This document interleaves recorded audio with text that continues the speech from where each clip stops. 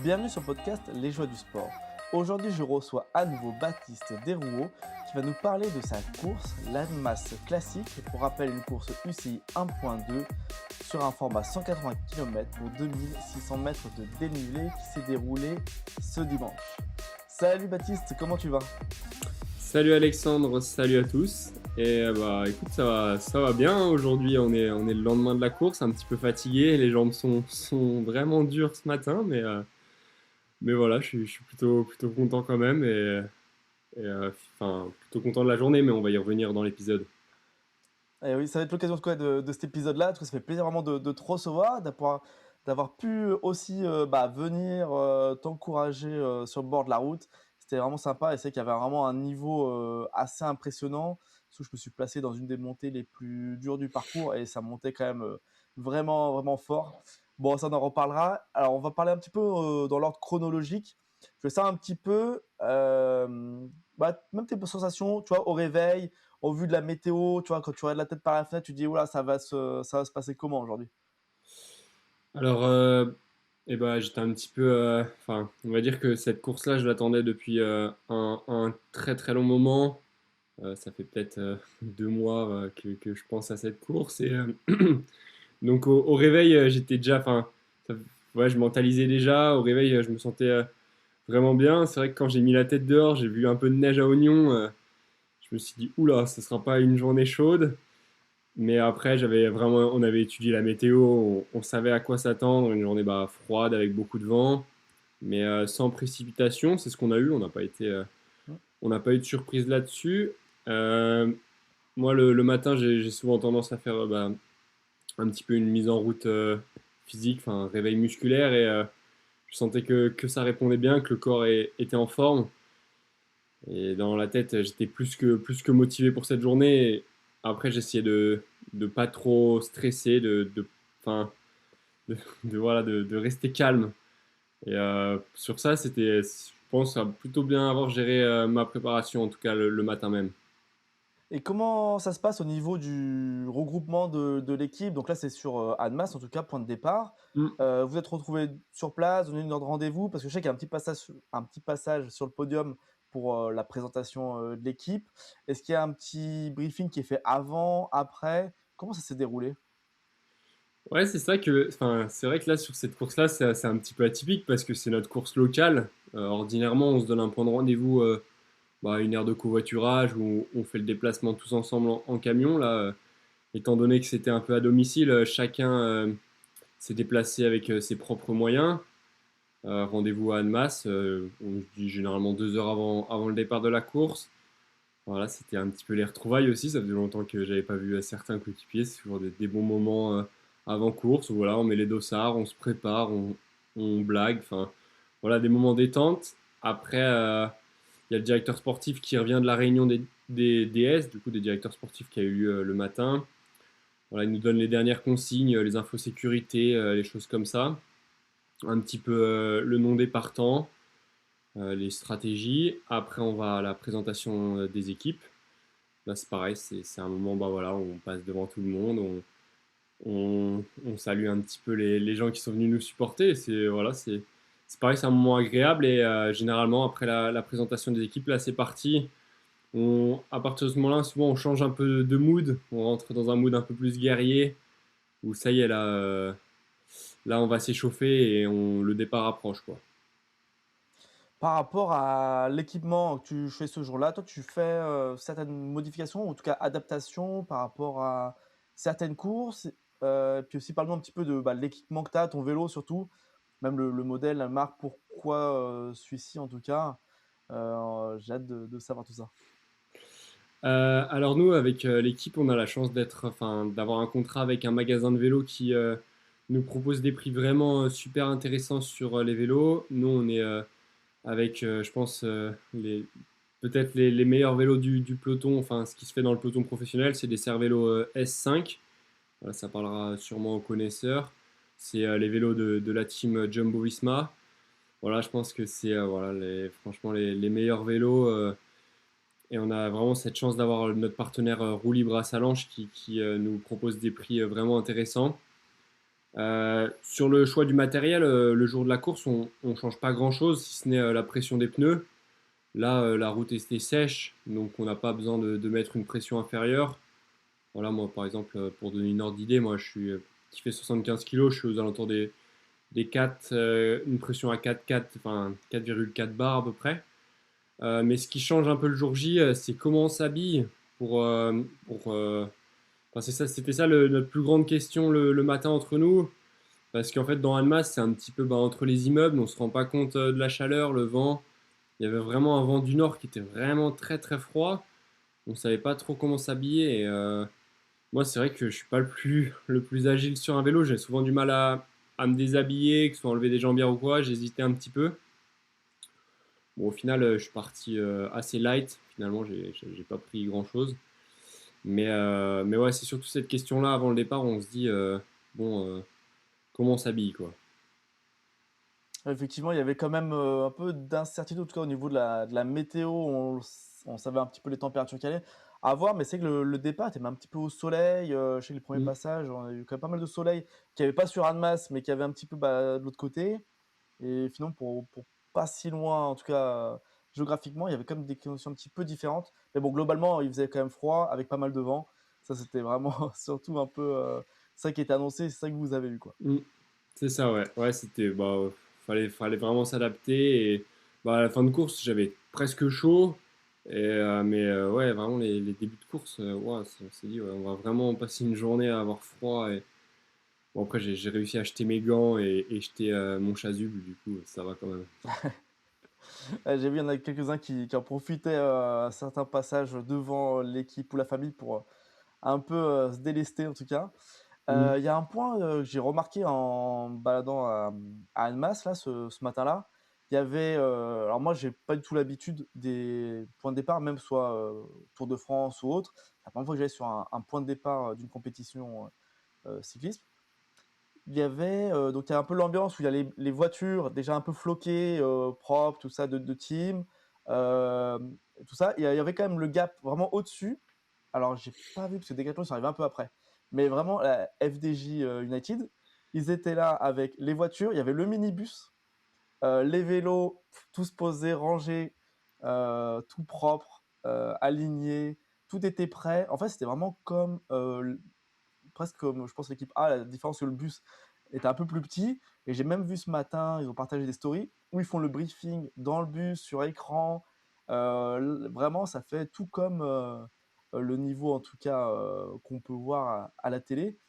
Quelque chose pas que c'est un peu réduit en termes de staff et tout ça, ce qui est aussi normal, c'est une question de budget, mais on voit quand même que l'encadrement qui était en place pour ces équipes-là était vraiment très professionnel, comme pour déjà se projeter sur ce qu'ils vont avoir plus tard si l'évolution continue dans le bon sens pour eux. C'est vrai, pour déjà avoir les bases. Et c'est vrai que c'était assez intéressant de constater que, alors tu sais, ça fait déjà quelques années, hein, c'est pour ça que je dis ça, moi je ne m'y connais pas du tout, mais de constater que le niveau professionnel est déjà arrivé quand même très, très jeune. En tout cas, dans les catégories là où il y a quand même des jeunes qui concourent, c'était impressionnant de voir un peu l'encadrement. Mais après, moi j'ai bien aimé aussi de voir un petit peu, de pouvoir assister indirectement à des briefings, juste en passant à côté, parce qu'il n'y a pas des. S'il y a rien qui est fermé, tout ça, donc on peut passer à côté, écouter les briefings, voir un peu comment ça se passe, les encouragements. Et tout ça, c'est vraiment une atmosphère qui était super sympa. Bon, avec 5 degrés de plus, j'aurais apprécié davantage, mais en tout cas, c'était un moment vraiment très sympa. Bon, heureusement, j'ai pas pu te croiser à ce moment-là. On était parti après directement pour aller voir le passage du 17, du coup, dans la première côte, en tout cas après la côte Dio.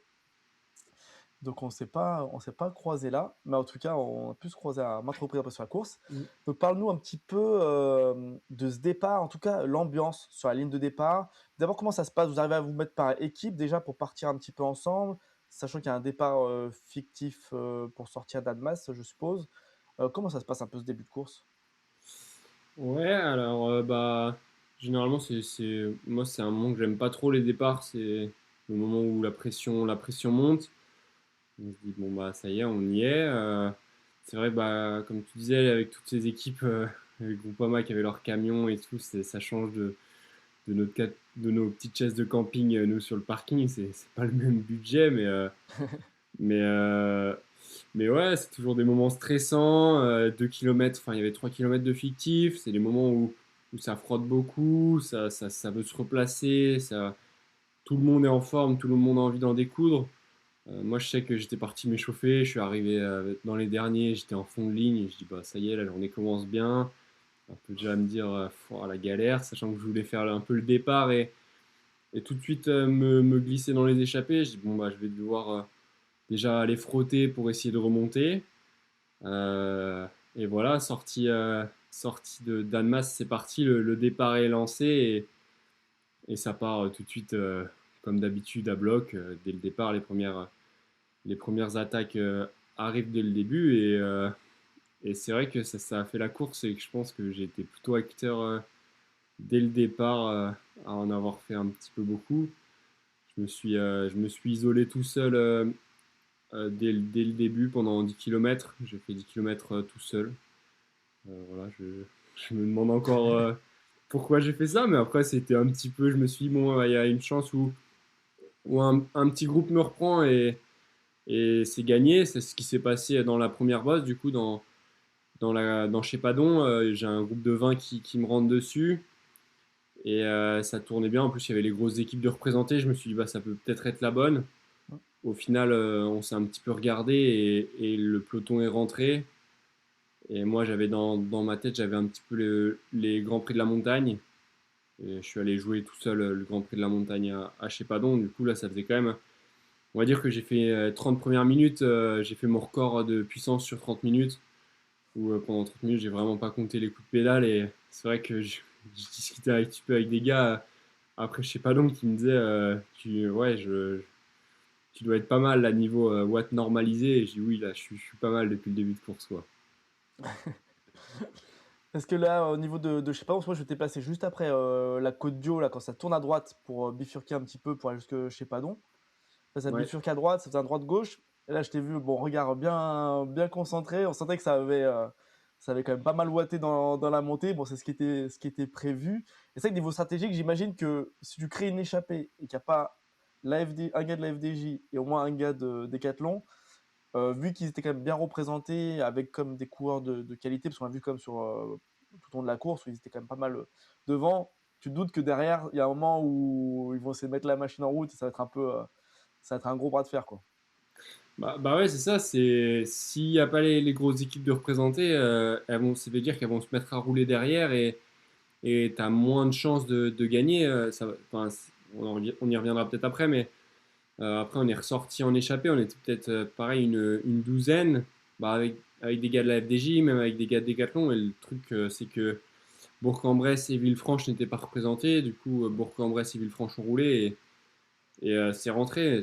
Mais c'est comme ça, c'est le vélo. Voilà, des fois, ça sourit pas. Et l'échappée d'après qui part, il y avait tout le monde de représenté.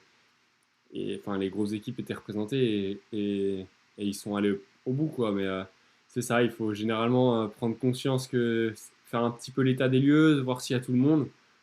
Et, oh, c'est vrai que quand j'étais tout seul, Quand tu fais l'échappée, en fait, quand tu t'en échappé, tu fais les relais en tout cas.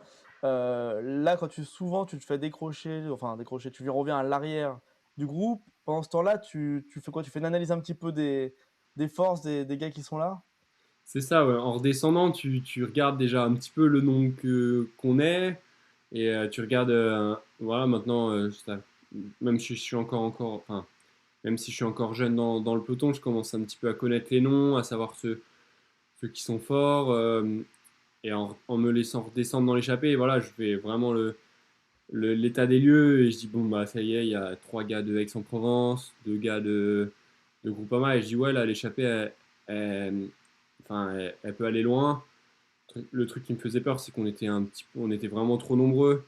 Et généralement, quand on est trop nombreux, ça commence à sauter les relais et là, l'entente n'est plus bonne. Et bah, c'est ce qui s'est un petit peu passé. On s'est regardé, quoi. Ouais. Parce que du coup, sur cette première montée, tu passes en tête C'est au, ça, au ouais. GPM. Bah, je ressors tout seul. Encore, enfin, Ok. ouais, j'avais envie d'en faire beaucoup. Du coup, je ressors tout seul. Et ouais, sans rien demander à personne. Je passe en tête et après, je me relève. Je dis, bon, moi, j'ai déjà fait. peut-être 10 km tout seul, je vais pas insister. Et en fait, dans la redescente, c'est descendu vite. Il y a eu une petite chute aussi à Saint-Jean-de-Tholome qui a coupé un peu le peloton en Ok. deux. Et derrière, on reprenait vent de côté. Et ça a borduré, ça a vraiment bien borduré.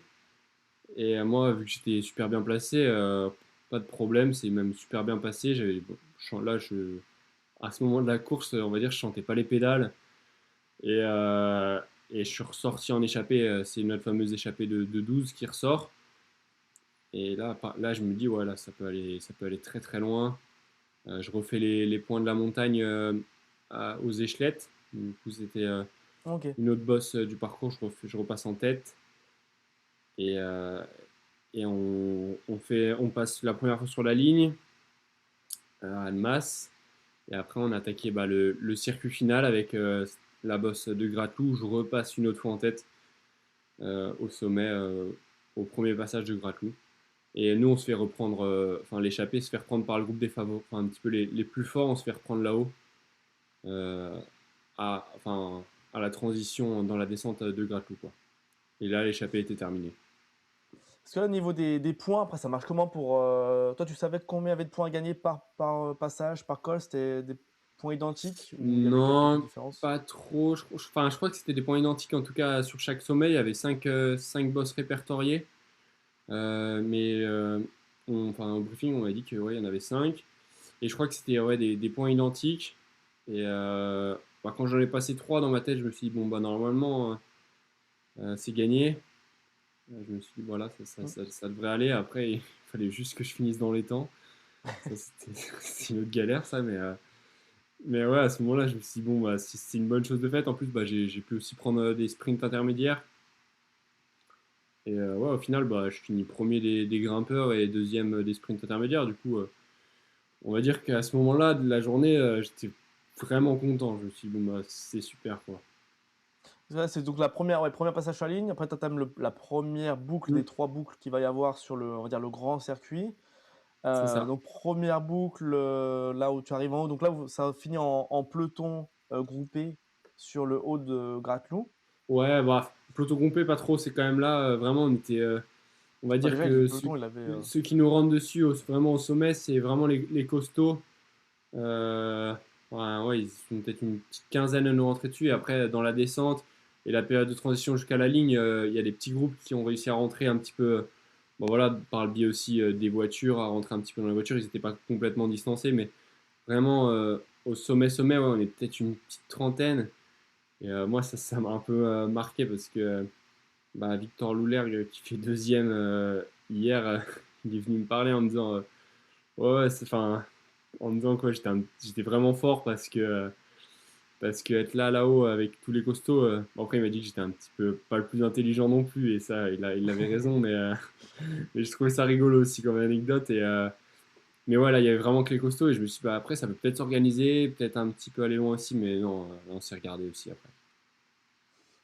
Ouais, et après, au niveau de. Donc là, le groupe qui se forme là, il y a quand même pas mal de coureurs. Qu'est-ce qui se passe un petit peu, les échelettes, tout ça, ça reste groupé à ce moment-là encore? Et ben là, ça ressort et c'est l'une des bonnes échappées. Enfin, c'est en tout cas le groupe qui ressort, c'est la bonne échappée qui va. En tout cas, je sais que celui qui fait troisième, enfin, ils doivent être 7 à ressortir et je crois que c'est la bonne échappée. La plupart vont faire un top 10 à l'arrivée, quoi. Là, un petit peu frustrant parce que je pense que j'avais encore les jambes à ce moment-là pour essayer de suivre en tout cas. Après, au vu du final de la course, à mon avis, j'aurais un peu explosé en vol, mais un petit peu frustrant là-dessus. En plus, bah, moi, à ce moment-là, c'est là que je retrouve Thibaut, bah, mon coéquipier. On s'était pas croisé de la course. C'est vrai que pendant la course, j'ai croisé aucun de mes coéquipiers, vu que j'ai fait la plupart de la course un petit peu devant et eux étaient dans le peloton. Là, je fais un petit peu un point avec Thibaut. Je lui demande si ça va bien, s'il a besoin que je lui donne des gels ou autre. Euh, il me dit que non, ça allait. Et lui commence à suivre des coups. Moi, je me repose un petit peu. Je me dis, la course est encore longue. Et à ce moment-là, je regarde mon compteur. Je vois qu'il reste 100 bornes. Je me dis, oula, ça va être long.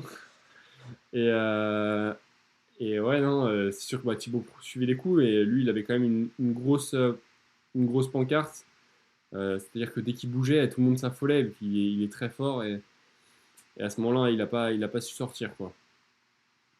Parce que lui, pendant cette première partie de course, il était resté plus, on va dire en contact, dans le Ouais, lui, peloton, il a pas fait d'efforts superflus. Enfin, il est vraiment resté dans le peloton avec les favoris.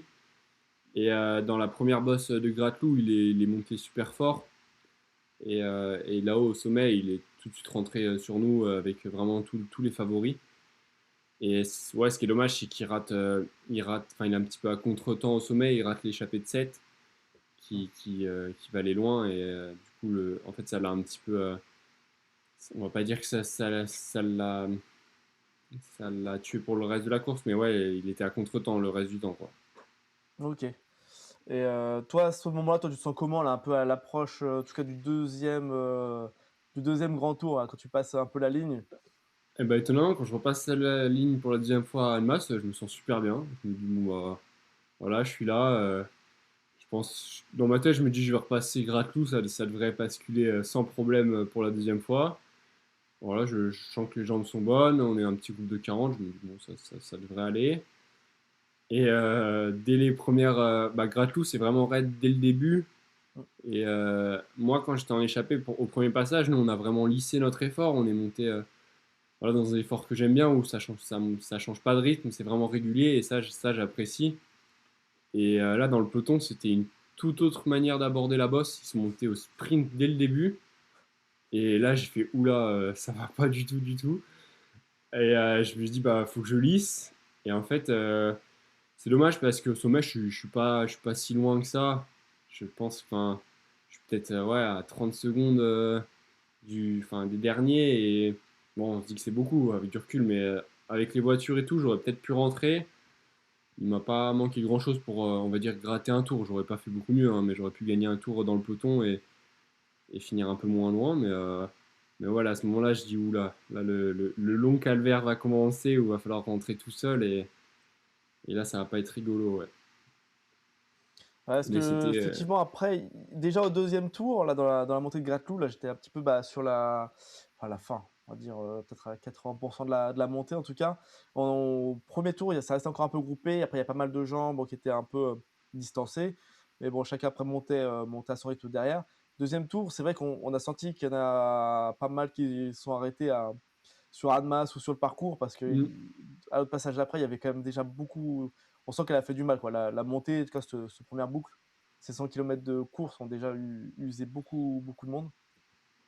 Ça Ouais, roulait, ça montait fort en tout cas. c'est sûr que quand on l'a fait à l'entraînement, cette bosse, bah, pareil, c'est pas si dur que ça, mais en fait, après 100 km, oh là là, tout le monde à la fin de la course, on s'est dit ouais, que c'était bah, une jolie trouvaille pour l'organisation parce que je pense que pour les spectateurs, enfin pour vous, ça devait être le Mm. spectacle devait être joli, mais pour nous, c'était vraiment pas un cadeau cette bosse.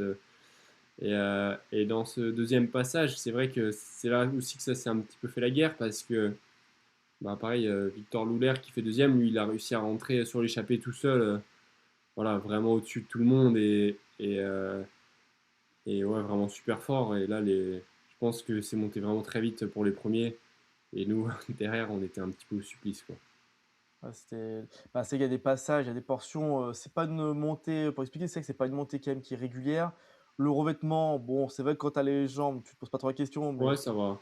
il est un peu, c'est pas non plus une autoroute. Alors je pense des fois quand t'as moins la tête, des fois peut-être que tu peux trouver un peu des Ouais. excuses partout dans ce sens-là, mais c'est surtout Non, c'est pas. il y a des pentes qui sont quand même assez raides, quoi. C'est ça, c'est pas le revêtement le plus choquant. C'est à des moments, ouais, il y a des passages à 13%, hein, et ça fait à moitié des virages. Du coup, t'as Mm. l'impression vraiment d'être arrêté complet. Et c'est vrai que enfin, je suis pas le seul, mais pour ceux qui font plus de 75 kilos, là, on était vraiment, on sentait bien qu'on avait du mal. Et ouais, là, c'était vraiment dur, mais une belle bosse quand même, hein. Une belle bosse quand même. Et ce troisième tour, donc là, on a compris, t'as dû bah, quitter le peloton, t'as un petit peu voilà, rétrogradé en tout cas dans la course. Ça allait un peu moins bien au niveau des jambes. Parce que tu expliques quoi, que ça commence à taper au sprint, mais quand tu lises ton effort, finalement, tu arrives en haut pas si loin. C'est-à-dire que pour toi, finalement, quand même, physiquement, tu avais comme des bonnes sensations? Ou là, tu commençais déjà à piocher à ce moment-là? Comment tu te sentais? Ouais, bah là, on va dire quand même que j'étais. Là, je rentrais un petit peu dans la réserve. Enfin, j'avais pas les jambes de début de course. Je pense qu'avec les jambes de début de course, j'aurais pu basculer avec le groupe. Mais oui, la fatigue, là, après ça faisait déjà 3h30 de course, elle était vraiment présente. Et oui, là, je suis rentré dans un autre état, on va dire un état de survie, où, après la bosse, j'avais plus grand-chose. En plus, je me suis retrouvé tout seul. C'était un petit peu la particularité de cette coupe, c'est que cette course, en fait, j'ai pas vu la voiture balai. Je me suis dit, bah, c'est bizarre, c'est sûr qu'il y a du monde derrière, mais à la fois, elle masse sans critiquer l'organisation et les bénévoles, parce qu'ils font vraiment du gros travail, mais on est dans une région où il y a beaucoup de circulation et c'est difficile de stopper la course. Alors, dès que tu as 3-4 minutes de retard, c'est route ouverte et bienvenue dans la jungle, quoi. Enfin, t'as plus l'impression d'être dans la course de vélo. Et, euh, et je me suis dit, mais en fait, je ne savais plus où j'étais. Je dis, bah, à quel niveau de la course je suis? Est-ce qu'il y a un peloton derrière, un groupe éto ou quoi? J'avais aucune idée. Du coup, je pédalais tout seul, tout seul. Au troisième passage sur la ligne, je dis, bon, bah, il reste encore 1 heure de vélo. Je dis, bah, si je le fais tout seul, ça va être long. Et au final, au pied de Gratelou, je me rends compte qu'il y a un petit groupe de 7 derrière.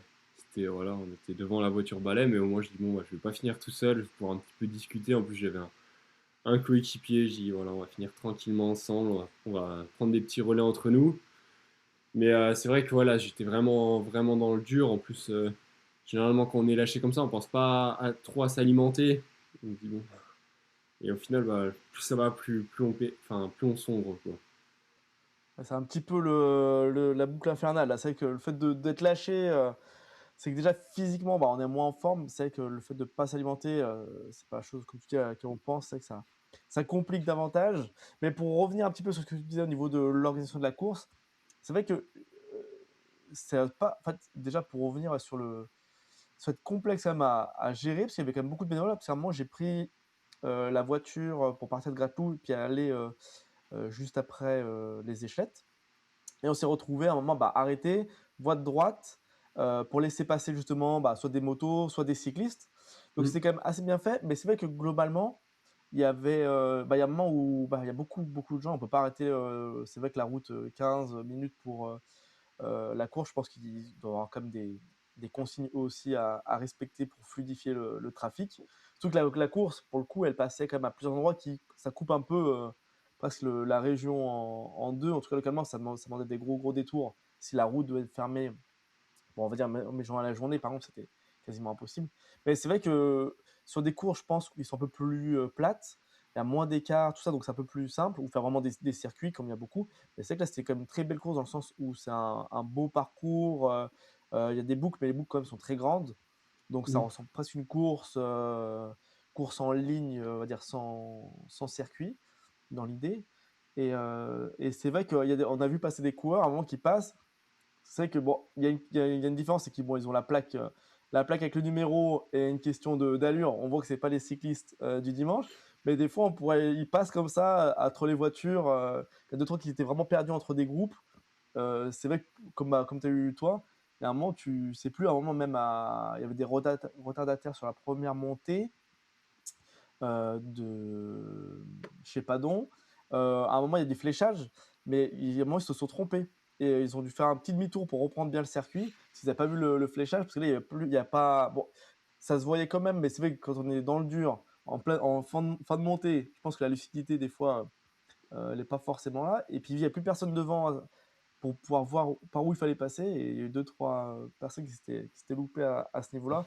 Mais c'est vrai que, bon, c'est comme toujours, hein, c'est vrai que les courses, elles sont plus simples et plus faciles. Tu es content d'être derrière la moto ouvreuse, et pour ça, il faut jouer toujours soit l'échappée, soit le peloton. Après, c'est vrai que.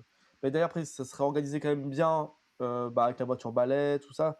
Il y avait Mm. la fin de course qui était bonne, mais après, c'est vrai que c'est vraiment ceux qui étaient vraiment entre deux, un peu isolés.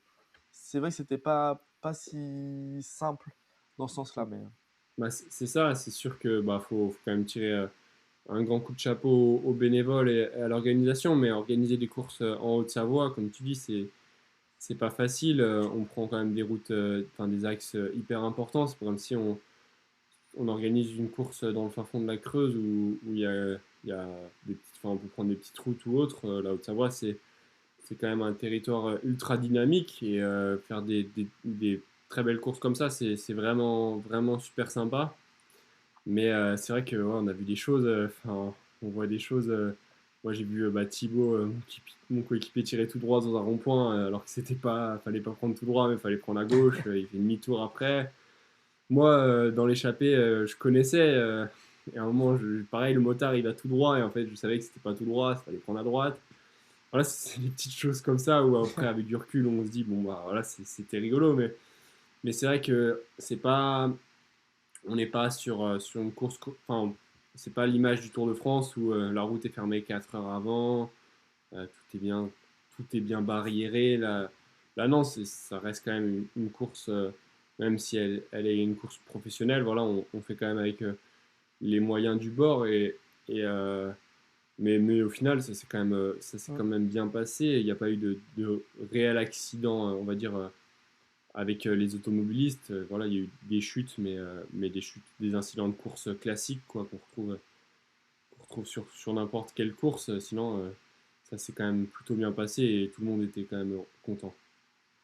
Oui, puis il faut pas oublier que là, on dit ça, mais même quand on prend les Strade Bianche Oui, oui, femmes cette voilà, oui, c'est année, ça, non, mais c'est sûr. Pauline Ferrand-Prévôt, elle se retrouve dans un endroit où elle suit la moto avec un Oh, groupe mais et c'est ils vont ça, pas du même tout au bon endroit. l'année dernière autour d'Algarve, ils se trompent tous à l'arrivée, ils prennent tous le rond-point, enfin, ils suivent la Oui, c'est moto vrai. et ils vont tous à droite alors que c'était à gauche, quoi. Enfin, elle Enfin, se c'est des retrouvait dans choses la qu'on. 30e position pour sprinter, pour la gagne Voilà, finalement. c'est ça, c'est des choses qu'on voit aussi à la télé et ouais, on en rigole un petit peu après, mais c'est vrai que enfin, voilà, c'est comme ça. C'est la joie d'organiser une course de vélo. C'est de plus en plus difficile et c'est pour ça qu'il faut quand même les remercier, Mm. ceux qui font ça et qui prennent encore le temps de le faire. Ouais, parce que j'imagine quand on voit des fois passer un petit peu, il y a des gens qui communiquent pas mal dessus sur même l'organisation d'une course de trail, qui est une course nature qui prend pas des routes, ou même sur les routes, on n'est Mm. pas obligé de les fermer ou autre, on met juste un signaleur. Déjà, c'est compliqué. Alors, organiser une course comme l'a fait, bah, en tout cas, le Vélo Club Mm. d'Annemasse, c'est quand même assez incroyable parce que le parcours, franchement, il est quand même super beau. La Mm. boucle finale avec ses montées et tout, alors il est pas simple, ça c'est sûr, mais en Ça, termes de c'est sûr. tracé, c'est un très beau tracé, quoi. C'est un tracé que Ah ça oui, me oui. choquerait pas de le retrouver sur une course, on va dire une classique ou une belle course à étapes. Oui. Mm. Moi, ça me choquerait pas du tout de voir ce type de parcours-là, très bien tracé, en tout cas pour quand on est dans la région, les montées qui sont empruntées, bah, Côte d'Iou, en plus, très beau revêtement, très belle, quand Mm. même belle route. Monter chez Padon avec. Alors après, les paysages, je pense que vous, peut-être un peu moins le temps de tourner la tête, mais Ah, quand on est lâché, quand on vient lâcher quand on est lâché, on a un le peu temps. plus le Ouais. temps, Ouais.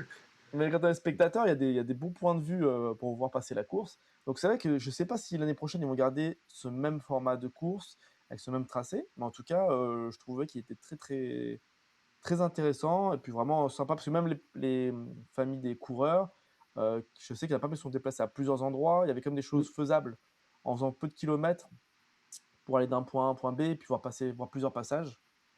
C'est vrai Puis que si besoin d'assistance ou autre, c'était quand même très bien de ce côté-là. C'est vrai que moi, j'avais fait bah, l'année dernière, c'était un petit peu l'ancienne version d'Annemasse Bellegarde. C'est la seule fois que je l'ai faite, mais j'ai trouvé cette édition vraiment plus sympa. Le fait qu'on fasse des boucles, en fait, bah, il y avait plus de monde dans les bosses. Il y avait vraiment une ambiance, ouais, bah, un petit peu gratou. Il y avait un peu une fan zone même, où au début, au premier passage, enfin, ouais, ça faisait vraiment beaucoup de bruit. Et ouais, je trouvais ça vraiment sympa qu'on repasse à plusieurs endroits où il y avait vraiment du monde enfin, à s'accumuler. Non, c'était, je trouve, ouais, une très belle édition. Je crois que dans l'idée, ce serait de garder ce parcours-là pour les enfin, les prochaines éditions. Et c'est vraiment bien. Je pense que il y a du potentiel dans cette course. Et ouais, non, c'était vraiment un beau parcours. Bon, en tout cas, s'il garde le parcours, c'est bon, j'ai repéré le virage dans Gratelou, là où une belle pente, un beau virage, là où ça, je pense que ceux qui prennent à la corde, là, c'est vrai qu'il faut s'accrocher au guidon parce que pour appuyer fort sur les pédales parce que c'est que la pente, elle était Ah, c'était terrible voilà, ce vraiment les virage-là. virages comme on n'aime pas. Normalement, en temps normal, là, tu te passes le dimanche, tu serres bien à droite, tu prends au plus Ah ouais, non, large. mais ce virage-là, il était vraiment terrible. J'en pense encore Donc, aujourd'hui, j'y repense encore, ouais. en tout cas, voilà, franchement, j'invite tout le monde à venir voir la course l'année prochaine. C'est vrai qu'il y a quand même du très très beau niveau. Et donc, tu finis quand même avec tout ça par rentrer Ouais, dans les délais. dans Parce que les là, délais, finalement, ouais. après, c'était l'objectif de la fin, c'était d'arriver quand même dans les délais pour pouvoir être. Bah, j'imagine que oui, si t'es hors délai, de toute façon, tu peux pas prétendre C'est ça, ouais. au Ouais, si t'es hors GPM. délai, Et puis, tu sors des classements et c'est terminé. Merci, merci pour ton et début de course et c'est tout. sur fin de course, comment tu gères? Tu sais le timing que tu dois respecter ou finalement, bon, bah là, tu dis voiture balai, tant qu'on est devant, ça veut dire que on sera dans les délais? Comment ça se passe sur ces courses? Non, bah, en fait, on m'avait dit ils arrêtaient sur la ligne au-delà de 10 minutes. Enfin, si on avait 10 minutes de retard, ils nous arrêtaient sur la ligne. Quand je suis passé la première fois, au dernier passage sur la ligne, ils m'ont pas arrêté. Du coup, je me suis dit, bon, bah, normalement, je suis dans les temps. Enfin, là, je devais pas être très loin, hein. Peut-être à 5 minutes quand même.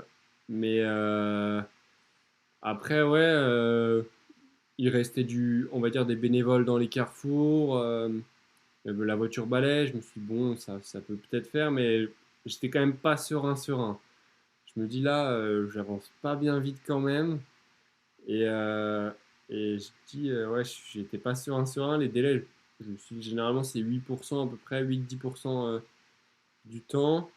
Et au final, je crois que les délais, ils étaient à peu près 24 minutes, je crois, OK. pour être dans les délais. Et bon, je finis à 16 minutes. Au final, j'aurais pu prendre encore plus mon temps, je pense. Donc c'est vrai qu'à la fin, c'est vrai qu'il y avait vous faisiez un petit groupe, je sais pas, peut-être bien 7, ouais, quelque chose comme ça à peu près Ouais, c'est ça, pour ouais, terminer peut-être, la ouais. course? Ouais, ouais, bon, ça a rendu les choses plus sympas. Oui, ouais, j'imagine que tout seul devant la voiture balai, bon, ça va être un petit peu C'est long quoi, long. finir la course comme ça et déjà, il y en a quelques-uns qui ont fait, quand ils se retrouvent entre 2 groupes tout seuls, de se dire pourvu que ça revient un peu de derrière parce que Bah, ça il doit y en être a un beaucoup généralement qui, dès qu'ils sont lâchés, bah, ils se disent bon, on arrête. Ils ont raison, hein. Enfin, pourquoi s'infliger ça mmh, des fois. Mais moi, dans ma tête, vu que je m'étais dit, bon, j'ai passé les trois premiers grimpeurs en tête, j'avais un peu cette carotte de me dire, il y a un monde où je suis meilleur grimpeur à l'arrivée. Et, là, j'ai et pas là, le choix c'était le cas que de alors? terminer là. Donc du coup, 2 fois sur le podium alors? Pour Deux le fois sur le grimpeur, pour le podium, ouais. sprinter? Ouais, Enfin, pour première le fois, sprinter hein, en 2 fois sur deuxième, le mais podium. Ouais, deuxième au sprinter. Non, bah, c'est sûr que ouais, j'étais vraiment content parce que ça vient récompenser un peu, voilà, on va pas dire, enfin, c'est un grand mot, mais le panache de début de course, même si je sais pas si c'était la chose la plus intelligente, mais je suis quand même content de repartir avec cette petite récompense et j'espère un peu avoir fait parler, que ce soit un petit peu dans le peloton ou même dans les voitures du directeur sportif. C'était voilà, m'être montré, ça fait toujours plaisir. Et puis je pense même aussi pour le département, une course organisée en Haute-Savoie, les élus sur le podium étaient quand même contents de mmh, voir le maillot Team 74. C'est quand même voilà, une petite fierté pour l'équipe de pouvoir ramener cette coupe pour nous le plus petit budget. Et voilà, en course professionnelle, ça fait quand même toujours plaisir d'avoir une récompense comme ça. c'est vrai parce que sur le bord des routes, ça s'entendait beaucoup, ils disaient: «Bon, ils sont où les Hauts-Savoyards? Là, on veut voir des Hauts-Savoyards». Il y a quand même un peu ce chauvinisme-là. Il y avait quelques anciens coursiers avec qui j'ai pu discuter. Là, ils regardaient beaucoup. Alors ils connaissaient un peu la plupart des coureurs, qui étaient devant, mais c'est vrai, ils aiment bien voir les coureurs, locaux en tout cas, ou au moins les équipes locales, devant quoi. Un petit peu comme quand au Tour de France, on va voir des équipes françaises, des coureurs français, bah, c'était un petit peu à l'échelle, mais à l'échelle, départementale, au Savoyard. Donc ça, c'est assez sympa de voir ça, voir la ferveur et il y avait quand même, bah, il y avait quand même un petit peu de monde, comme je disais, sur le bord des routes. Donc ça a Mm. amené du monde. Ça fait du circuit, mine de rien, bah, entre chaque boucle, il fallait attendre à peu près, alors si on reste au même endroit, c'est à peu près 1 heure, 50 minutes, 1 heure, le temps de revenir. Mais ça se faisait très bien. Et alors s'il fallait retenir, une chose de ce course, laquelle, ce serait? On va dire, si j'ai une chose à retenir, c'est que maintenant, il faut que, voilà, j'ai un petit peu, enfin, faut que j'apprenne un petit peu, on va pas dire des erreurs, mais que les jambes étaient vraiment exceptionnelles sur 3 heures et demie, où j'ai vraiment eu un niveau que j'avais jamais atteint avant. Et je pense maintenant, il faut aussi que j'accepte ce rôle de me dire que je peux jouer avec les plus forts. Et donc, il faut que je cours comme les plus forts, qu'il faut que j'atteigne, enfin, attendre les moments clés et voilà, faire la course quand c'est le moment de faire la course et pas faire la course quand, quand tout le monde se repose. En fait, mais ça vient un petit peu du fait que, comme on en parlait dans le premier épisode, quand j'ai commencé le vélo, j'ai pas tout de suite écrasé les courses. En fait, j'ai souvent même été, pas le moins fort, mais j'ai souvent été dans les moins forts. Et du coup, j'avais l'envie de me démarquer autrement, d'essayer un peu d'attaquer dans les moments calmes. Et voilà, j'ai pas envie de. Voilà, j'ai envie qu'on me remarque quand même un petit peu au panache. Je suis voilà, baroudeur un peu au panache, j'aime ça. Mais là, je me suis rendu compte qu'au final, j'avais vraiment les jambes pour faire de grandes choses. Même à l'arrivée, les coureurs au podium, ils m'ont tous dit que j'étais fort. Du coup, maintenant, c'est à moi d'assumer ce rôle-là. Faut que je prenne conscience de ça et maintenant, plus me focaliser pour jouer la gagne. Et est-ce qu'il y aurait quelque chose, tu aurais aimé, alors après recul, hein, pas dire de refaire, la course changée, mais là, par rapport à du coup ce que tu as appris là, dans les faits sur cette course-là, si là, bon, on est sur une console, on fait replay, qu'est-ce que tu aurais changé, adapté pour vraiment maximiser, dans l'idée de maximiser la performance sur la course au niveau classement général, par exemple, pas sur des GPM ou autre. Pour jouer la gagne, enfin, il y avait pas de, enfin, le scénario idéal, c'était de rester au chaud le plus longtemps possible, en étant placé quand même, parce qu'il y avait quand même des pièges, notamment la chute à Saint-Jean-de-Tholum ou même les bordures juste après. Mais on va dire que le plan parfait, c'était de rester au chaud. Et juste après le premier passage de Gratelou, c'est le groupe de 7 qui sort. C'est à ce moment-là où voilà, c'était à ce moment-là qu'il fallait sortir. Sauf si on s'appelait Victor Loulergue et que dans la deuxième box de Gratelou, on était capable de rentrer tout seul sur cette échappée-là. Mais l'idéal, pour moi, ça aurait été voilà, de ressortir en échappée après le premier passage de Gratelou. Ils étaient 7, ils sont 5 à aller au bout. Et c'était en tout cas ça la meilleure façon possible, sans dire d'être le plus fort, mais c'était le scénario idéal et ils ont très bien joué. Enfin, tous ceux qui étaient devant, ils ont très bien joué et félicitations à eux. Voilà, c'est comme ça qu'il faut que je cours dans le futur à me dire ok, j'attends et c'est vraiment au moment où la course commence qu'il faut que je démarre. Quoi. Parce qu'en Après, termes de... Ah, excuse-moi, vas-y. non, non, après, j'allais dire aussi, Thibaut, nous, dans notre équipe, c'est un petit peu aussi un exemple aussi parce que lui, il a un petit peu plus de mal à se placer. Et comme je disais tout à l'heure, comme il rate cette échappée de 7 coureurs, il fait un petit peu la course à contre-temps et au final, il arrive quand même à signer une 9e place, ce qui est un super résultat. Mais voilà, il fallait avoir de très bonnes jambes. Mais oui, c'est pareil. Enfin, c'est dans le sens d'être une course d'attente ce que j'apprécie pas trop. Mais voilà, il va falloir que je m'y fasse et que je m'y mette, quoi. Donc sur les prochaines courses, c'est une chose que tu veux en tout cas essayer de mettre en place? Ouais, ouais, carrément. Là, ça va être.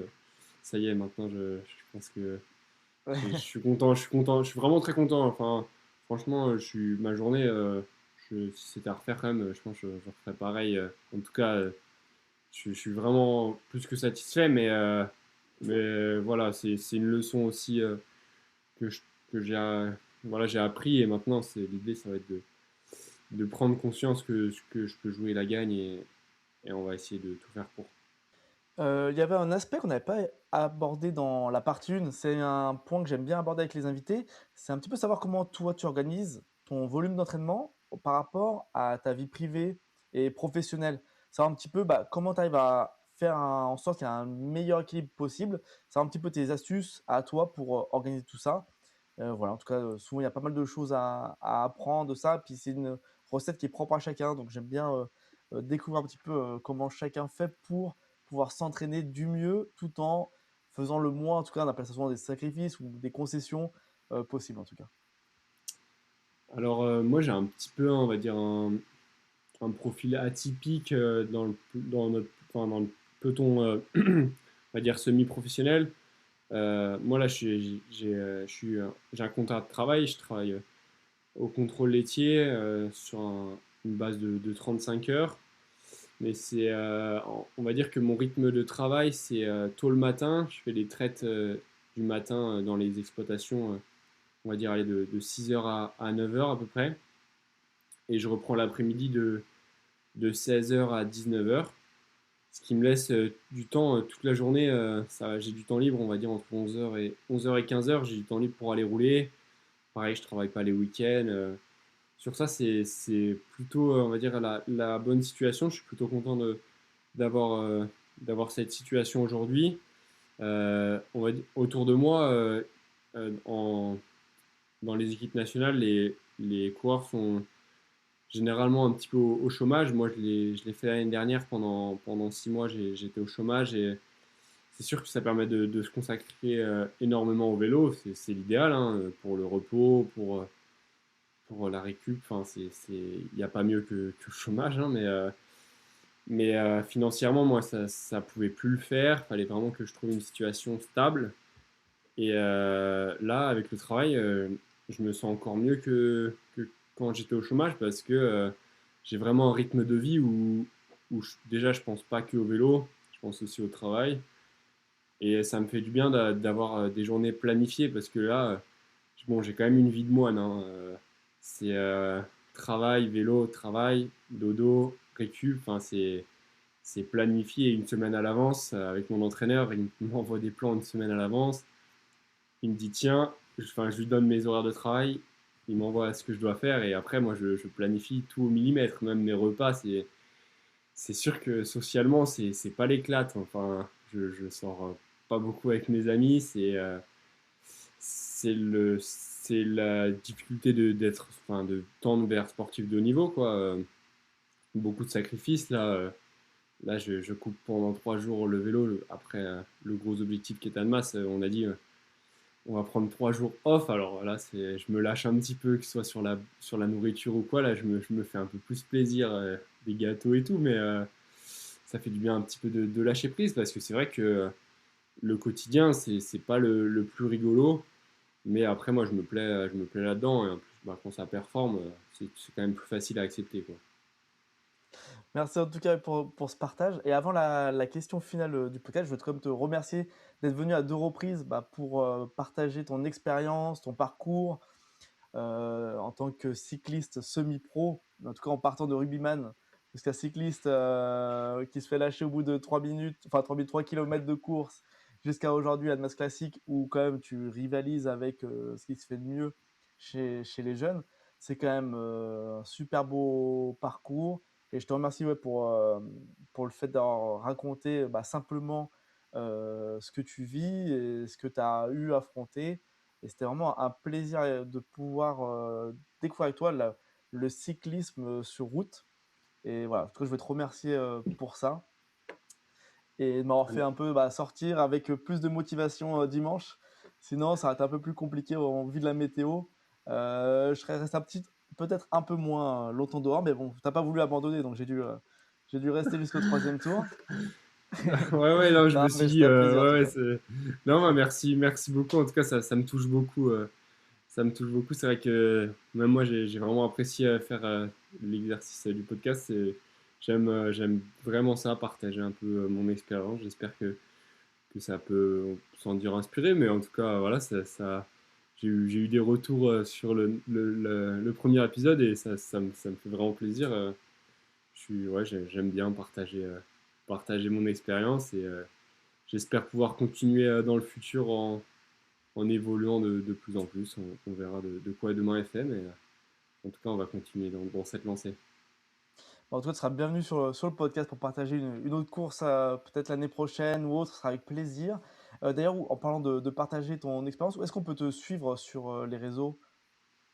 Bah, sur Instagram, classique, hein, mais après, sinon, sur Direct Vélo, c'est un peu nous, c'est un peu notre réseau social préféré. C'est là où il y a un petit peu toutes les actualités du peloton, les résultats, les choses comme ça.